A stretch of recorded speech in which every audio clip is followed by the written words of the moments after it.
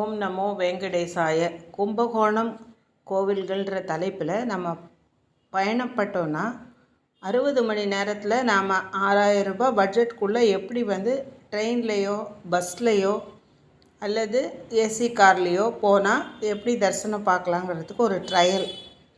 Railway ஸ்டேஷன்லேருந்து நம்ம போகிற வழியெல்லாம் வச்சுருக்கலாம்.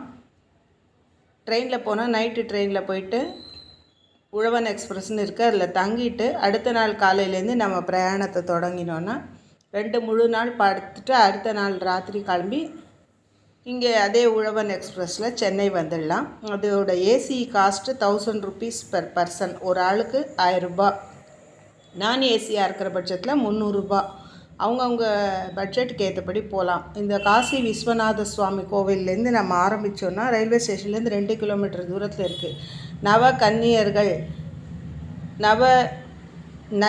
நதி தேவதைகள் இங்கே தன்னோட பாவங்களெல்லாம் தீர்த்ததாகவும், இது பக்கத்துலேயே ராமசுவாமி திருக்கோயில்னு பெருமாள் கோயில்களும் மொத்தம் உங்களுக்கு 18 கோயிலை பார்க்க முடியும்.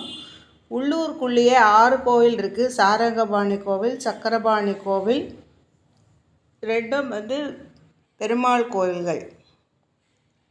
ராமசுவாமி கோவில்ன்றது அபிமான ஸ்தலம். சக்கரபாணி சுவாமியும் சாரங்கபாணி சுவாமியும் மிக புராதீனமான திருக்கோயில்கள். இந்த 3 பெருமாள் கோயிலை இந்த உள்ளூருக்குள்ளேயே நாம் தரிசனம் பார்க்கலாம்.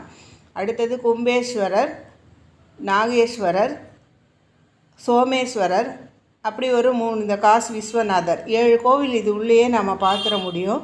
இதுக்கு வெளியில் போய் நம்ம பார்க்கணுன்ற பட்சத்தில் திருநாகேஸ்வரம், ஒப்பிலியப்பன் கோயில், நாச்சியார் கோயில், கல்கருடன், அந்த 3 ஐயாவாடி பிரத்யங்கரன் 4 கோயில் வெளியில் பார்க்கலாம். அப்போ 11 கோயில் ஆகிடுது உங்களுக்கு.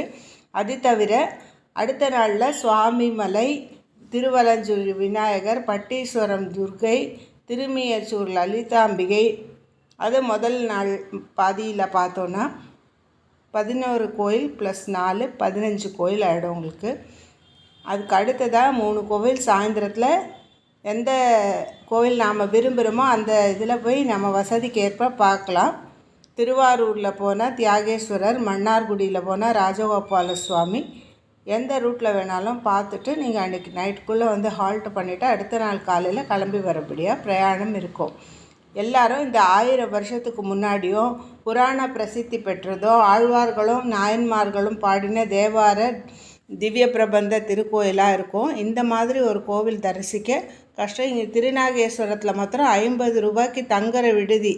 அதிகபட்சமாக கும்பகோணத்துலேயே தங்குற இடம் ரொம்ப குறைச்சலாகவும் வசதியாகவும் இருக்குதுன்னாக்கா திருநாகேஸ்வரம் ஒரு இடத்துல மட்டும்தான். அது முன்கூட்டி பதிவு பண்ணிவிட்டு போனீங்கன்னா இந்த 2000 ரூபாய் அக்காமடேஷனுக்கான செலவு மீதமாகும். ஓம் நமோ வெங்கடேசாய்.